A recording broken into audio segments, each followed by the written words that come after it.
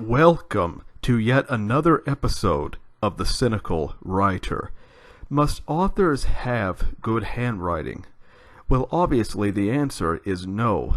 My handwriting, to be perfectly frank, is atrocious. When I was in school, for example, my handwriting could not be read by most of the teachers that I had. And because of that, I was made fun of quite a lot, which is probably one of the reasons why I have somewhat of a resentment towards teachers, because many of them did not treat me very well, despite the fact that my parents are both teachers. And obviously, I don't hold anything against them, but many of the teachers that I had did not treat me very well at all. And because of that, I've always had a love-hate relationship, I guess you can say, with the American education system. Because there's a lot of corruption within it. And kids who are disabled, kids who struggle, especially kids who have hidden disabilities, they are marginalized within the American school system to a degree that most people just simply aren't aware of. But that is not really the main focus of this video. Because I didn't have very good handwriting, many teachers assumed that I also couldn't write well. But here's the thing.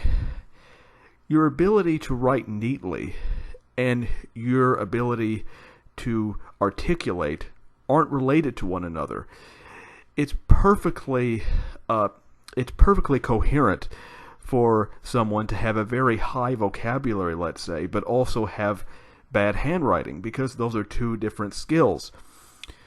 One of them has to do with your ability to articulate, and the other has to do with your fine motor skills. And I believe that I do have a fine motor skill disorder. Now, many people don't realize that such disorders exist, but they do. And especially when you have a hidden disability, something that people can't see, they are more likely to judge you. They are more likely to discriminate against you. And that's very sad. I mean, that's one of the reasons that I'm very thankful that I can type everything, that I don't have to write everything by hand. Because if I had to write everything by hand, I would not be perceived well by a lot of people in the world, and that's unfortunate. And because people have this idea in their head that neat handwriting is connected to writing ability, which of course it's not, that's one of the reasons why I've always been hesitant to write by hand in front of people, because I'm afraid of what they might say. And several times in public, when I've had to sign my name, either when I've been at a doctor's office or in some kind of clerk's office or whatever, people have made fun of my handwriting, not realizing that I have a disability. And there have been many times where I've wanted to call them out on what is basically bigotry. I mean, it is blatant bigotry to laugh at somebody when you don't know what their problem is, when you don't know what struggles that they've been through. And again, that's one of the reasons why I'm so grateful that I can type, that I don't have to write everything by hand.